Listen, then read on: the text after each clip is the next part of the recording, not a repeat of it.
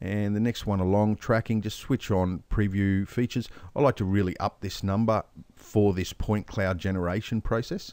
So I'm just going to crank that up to, let's crank it up to 8 let's make it an even 1,000.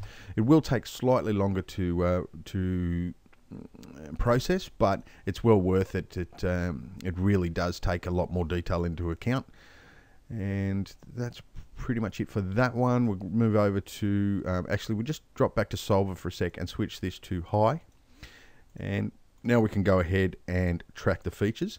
So it's going to track the features, and once that's done, we'll come back and do the next step.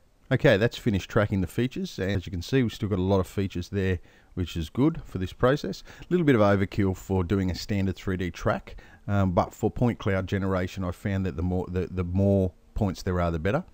So let's go ahead and solve the camera. This shouldn't take too long, and then we'll jump into the refine tab and just see the error level that we get with the solve. If we jump into the refine tab, we got 0.83, which is pretty good straight off the bat. And I can tell you right now that without that sharpen node, that figure there would be closer to 2, or even higher than 2 actually. That sharpen node, I really want you to experiment with and without that. And it doesn't really matter that you're using Nuke or not. That process, if you're 3D tracking, has a massive bearing on the actual track that you'll get out of it. So it's a very good, valuable tip.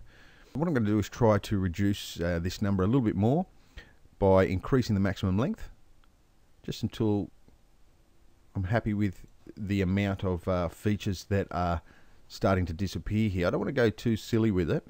Still want a good value, but I'm not too concerned with features disappearing along the edges here, because notoriously they will dance along the edge, and also big flat areas that don't have much detail.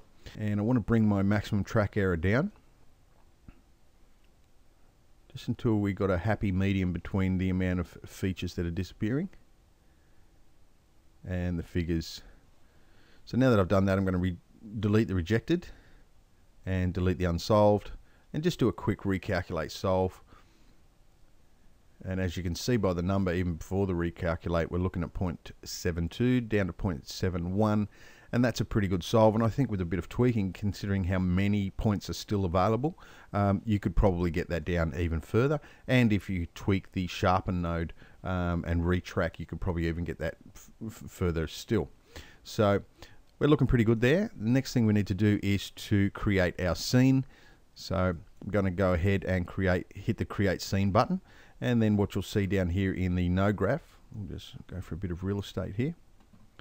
In the node graph, you'll see now we have our read node going through to the sharpen. We forgot